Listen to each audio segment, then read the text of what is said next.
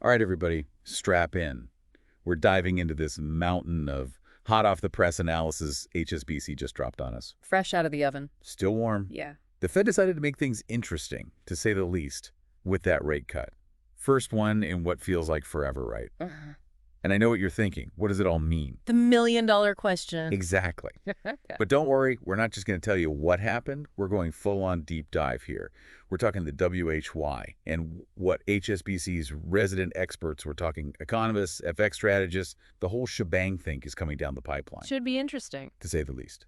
Let's break it down. We all knew a rate cut was coming, right? Like the writing was on the wall. The real question was always, how big of a cut would the Fed actually make? Yeah, that was a big question mark. And while a cut was, like you said, pretty much a given, this 50 basis point drop, nobody saw that coming. At 50 basis points, that's the Fed rolling up in a monster truck when everyone was expecting, like, a sensible sedan. Bold mood. to say the least. And HSBC is pointing right at the labor market as the big reason behind it all. Rightfully so. Makes sense. It's cooling down, which, let's be real, after all those aggressive rate hikes we've seen. Not exactly a shock. Right. But it's not a full-blown five-alarm fire yet either. Yeah. Are they just trying to stay ahead of the game before inflation becomes a bigger issue? It's a tightrope walk, that's for sure. The Fed's acknowledging things are slowing down, no doubt, but they're also trying to avoid, hitting that panic button, sending the markets into a frenzy. Right, don't want to spook the horses. Exactly. This big cut. I think it's their way of tapping the brakes without making everyone slam on theirs. A controlled slowdown. Got it. But, and I'm just looking at the Fed's own crystal ball here, the infamous dot plot. Always fun to try and decipher that thing. Right.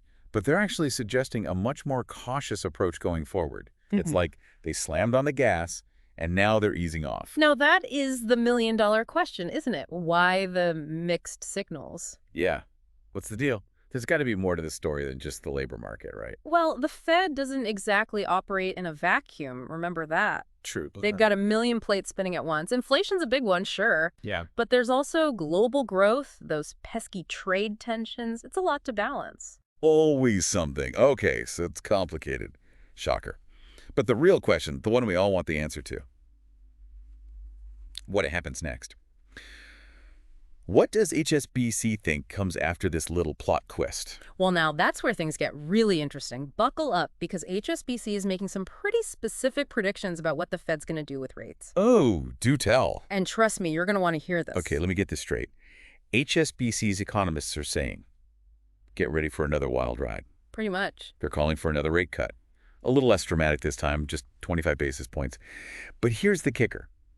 At each of the next 6 Fed meetings. That's right. 6. Yeah. We're talking all the way to next June, which would leave rates, well, significantly lower than they are right now. Significantly lower is an understatement. You nailed it, though. That's exactly what HSBC is projecting. It's a bold call. Got to give them that. And if they're right, well, let's just say the Fed's really committed to this whole soft landing idea, even if it means, maybe cutting rates a bit more aggressively than some folks are comfortable with. Yeah, 6 more cuts.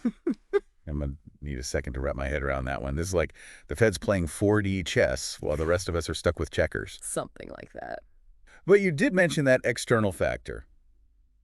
The wild card that could really throw a wrench in the works, right? Yes, the elephant in the room. Or should I say the donkey and the elephant? Because elections. Bingo. The U.S. election next year is a huge question mark hanging over all of this. Understatement of the century. Yeah. Depending on who wins, what their policies look like, the Fed might have to change course completely. Just imagine a new president, totally different fiscal agenda. Chaos. It could change everything. Okay, so buckle up for election season 2. Yeah. Got it. But let's bring it back to the here and now. All this talk about rate cuts. What does it mean for the U.S. dollar? I know you got your finger on the pulse of all things currency. Well, that's where things get a little murky. HSBC was initially pretty bullish on the dollar, thought it would strengthen against other currencies. This big, bold rate cut, though, they're not so sure anymore. Makes sense. A less aggressive Fed usually means a weaker dollar, right? Usually, yes. But there's always a but. Hit me. Other central banks around the world are playing their own games right now, adjusting their policies, reacting to the U.S. It's all relative, right? HSBC is just saying it's too early to call who's going to blink first. Watch the data closely. That's what they're doing. Data is king.